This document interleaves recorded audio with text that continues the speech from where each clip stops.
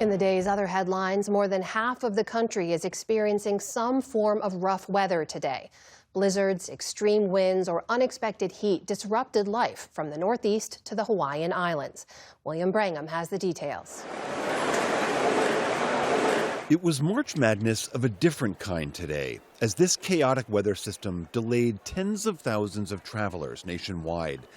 It's an extra layer of stress for airports where TSA agents who are missing paychecks are already calling out from work during this partial shutdown. Watching the storm move across the country, it's gained a lot of power for sure. James Keller was trying to make it home from North Carolina to New York today. We talked about renting a car, but the reality is we're just chasing the storm up the entire East Coast. The D.C. metro area was at the center of a long stretch of the East Coast on alert today from an intense storm that threatened winds above 75 miles an hour and potential tornadoes. The area most at risk covered South Carolina up to Maryland.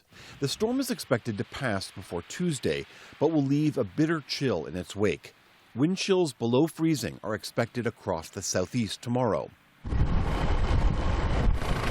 And the upper Midwest is still digging out from a major dumping of snow over the weekend. Parts of Minnesota, Wisconsin, and Michigan were buried under nearly 2 feet, with some still falling today. While parts of northern Illinois were under a blizzard warning last night, thunderstorms flooded Chicago's streets. We have some major damage to South Kihei Road. An ocean away, Maui's streets were similarly drenched from a separate storm.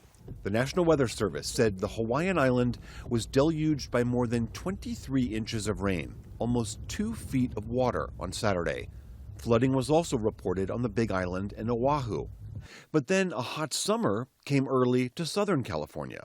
I mean, it's a little weird, a little different. Long Beach is usually in the upper 60s and low 70s this time of year, but a heat wave set a record of 92 degrees last Thursday.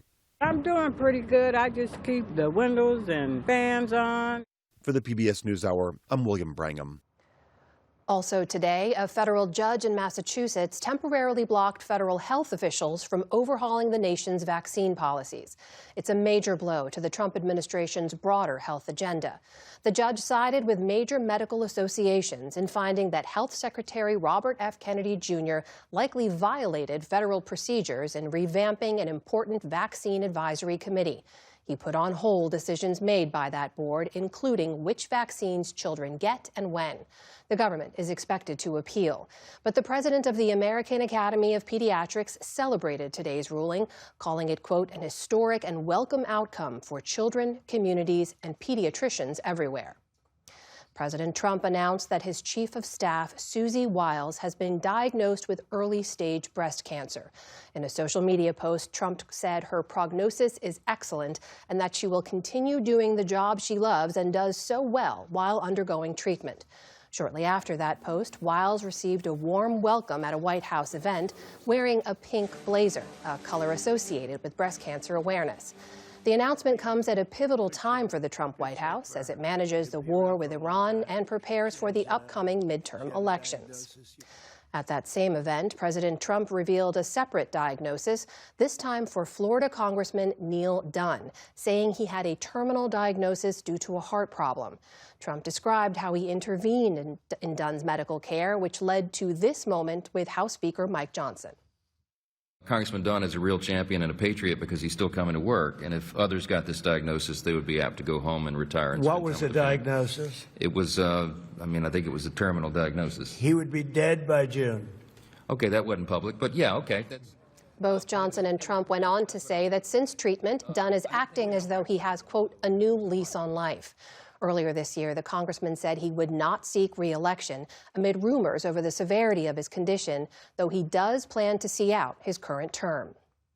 The Kennedy Center Board voted today to close the Washington, D.C. art space for a 2-year renovation project. The center's trustees, who were handpicked by President Trump, agreed that the work will begin after this year's July 4th celebrations. The renovation plan has drawn criticism from Democrats and has been contested in court. The board also voted to install Matt Flocka as the new executive director. He replaces Richard Grinnell, a close Trump ally who had overseen a tumultuous year, with Trump's name added to the center and a number of artist cancellations and staff departures.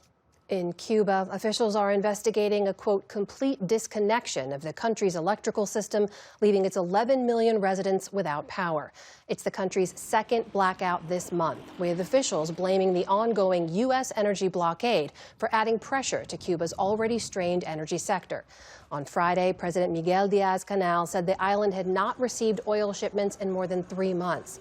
But he added that officials have entered talks with the U.S. with the goal of ending the crisis.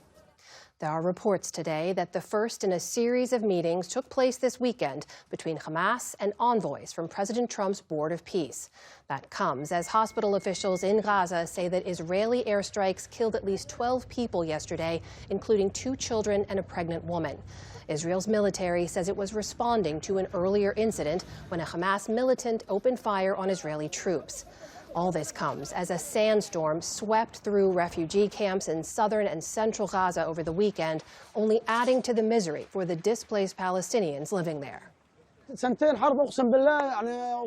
2 years of war, and we are in the 3rd year. It's unbearable. We are tired.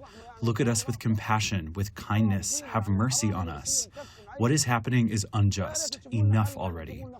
Separately, Israel announced it will reopen Gaza's Rafah crossing with Egypt starting Wednesday after a more than 2-week closure.